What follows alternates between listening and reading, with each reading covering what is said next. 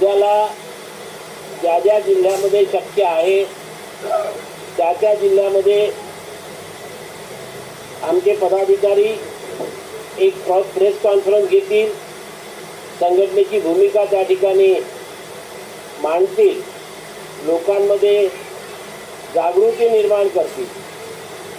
कारण कालपर्यंत हा ओबीसी समाज शांततेने आंदोलनकर्त्यांच्या भूमिकेकडे बघत होता, वाट बघत होता आणि त्याच्यामुळे तो मानसिकरित्या एवढा तयार नव्हता.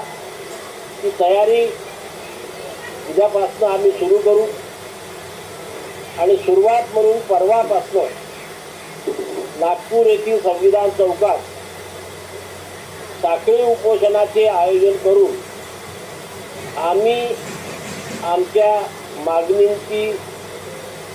मागणी सरकारकडे रेटू. नागपूरमध्ये या आंदोलनाची साखळी उपोषणाच्या माध्यमातून सुरुवात झाल्यावर उर्वरित जिल्ह्याच्या ठिकाणी त्या जिल्ह्याचे पदाधिकारी आपापल्या परीने तयारी करतील व त्यांची तयारी पूर्ण झाल्यावर ज्या जिल्ह्यामध्ये शक्य आहे त्या जिल्ह्यामध्ये साखळी उपोषणाचं आयोजन केलं जाईल. इतरही मार्गाने कुठे निदर्शने, कुठे धरणे, या मार्गाने आम्ही आमच्या मागण्यांकडे सरकारचं लक्ष वेधू आणि हे करत असताना पुढे मुंबईला किती तारखेला जायचं, कशा प्रकारे कूच करायची याचं सुद्धा नियोजन आम्ही पुढच्या 15 दिवसामध्ये करू.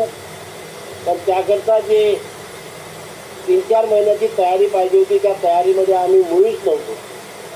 आणि उद्यापासून आम्ही कशा प्रकारचं जिल्ह्यामध्ये वातावरण तयार करण्याचं काम करू आणि मग सर्व पदाधिकाऱ्यांचं एकमत झाल्यावर मुंबईला आम्ही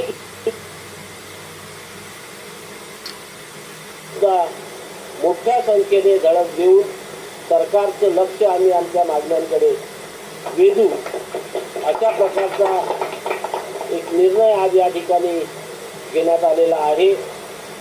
आणि आपल्या माध्यमातून पुन्हा एकदा मी सरकारचं लक्ष आमच्या प्रमुख मागण्यांकडे वेधू इच्छितो की सध्या परिस्थितीत जे ओबीसीला आरक्षण मिळत आहे त्या ओबीसीच्या आरक्षणाला कुठल्याही प्रकारचा धक्का लागता कामा नये. मराठा जातीला किंवा समाजाला ओबीसीतून आरक्षण देण्यात येऊ नये. ज्यांच्याकडे कुठलेही पुरावे उपलब्ध नाही अशांना